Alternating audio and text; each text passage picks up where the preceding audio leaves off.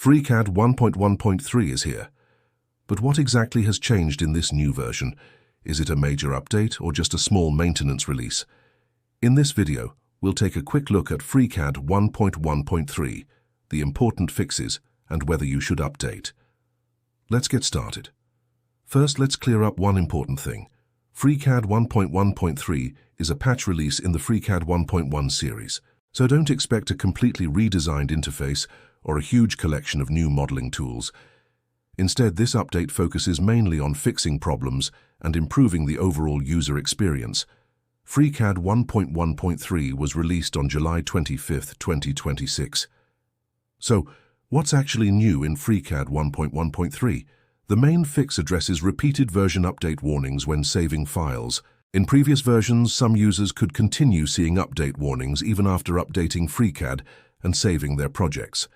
This could become annoying, especially when working on large or important CAD projects. FreeCAD 1.1.3 includes the missing patch that fixes this behavior. So if you've been experiencing repeated update warnings, this release is especially useful for you. Now here's the important part. FreeCAD 1.1.3 is not a major feature release. The major improvements came with FreeCAD 1.1. FreeCAD 1.1 introduced improvements across several areas, including part design, sketcher, assembly, FEM, CAM, and other workbenches. So if you're expecting FreeCAD 1.1.3 to completely change the software, that's not what this update is designed to do. Instead, it's about fixing problems and making the existing version more reliable. Let's quickly test the normal workflow. I'll create a new document and start a simple part design model.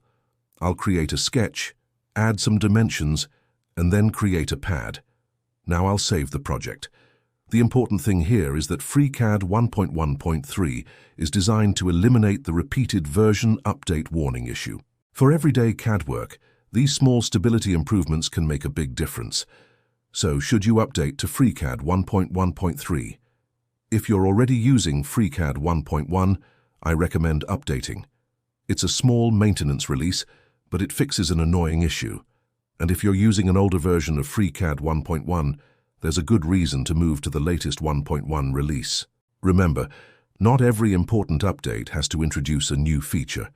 Sometimes fixing annoying bugs and improving reliability is just as important.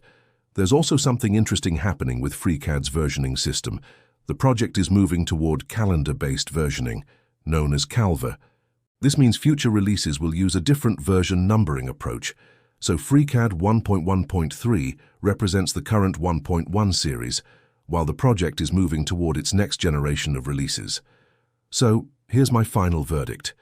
FreeCAD 1.1.3 isn't a massive feature update.